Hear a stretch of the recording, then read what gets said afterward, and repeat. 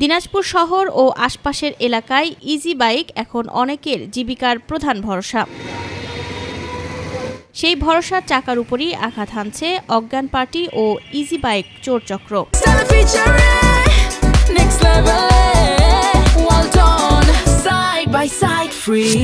গত 15 ফেব্রুয়ারি easy bike মালিক শ্রমিক চালক সোসাইটির সদস্যরা হেলাল হোসেন নামে এক ব্যক্তিকে চোরাই ইজি বাইক সহ আটক করে কোতোয়ালি থানায় সোপর্দ করেন। পুলিশ জানিয়েছে তার গ্যারেজ থেকে বেশ কয়েকটি মালিকবিহীন ইজি বাইক উদ্ধার করা হয়েছে। আমাদের দিনাজপুরের চলাচলগত ইজি বাইকগুলো এই মলম পার্টি জুস পার্টি বিভিন্নভাবে শব্দ ভেসে চুরি ছিনতাই করতেছে।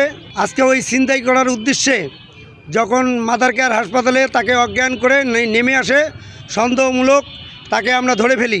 আমি টার্মিনাল থেকে বাসেরহাট 4 জন যাত্রী যাওয়ার পথে 7-8 জন অস্ত্রসহ অ্যাটাক করে আমার কাছে অটোটা ছিনতাই করে নিয়ে চলে যায়। আমাকে বলতেছে আসেন চার দোকানে, আমি ওর পিছিয়ে পিছিয়ে চলে যাই।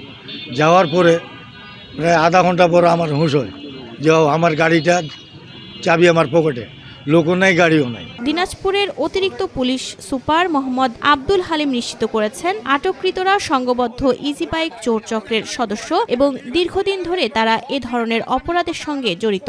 এরা দিনাজপুর জেলার বাইরে থেকে এসে দেখা যাচ্ছে যে অজ্ঞান করে এক পর্যায়ে তার অটোটা ছিনিয়ে নেয়। গত 2 মাসে আমরা প্রায় 15-20টারও বেশি এ ধরনের সংবাদ পেয়েছি। বাই দিস টাইম আমরা হেলাল নামে একজনকে পেয়েছি যে এই চক্রের সদস্য, তার সাথে একজন অটো গ্যারেজ মালিক জড়িত আছে যার কাছে সে ব্যাটারিগুলো বিক্রি করে।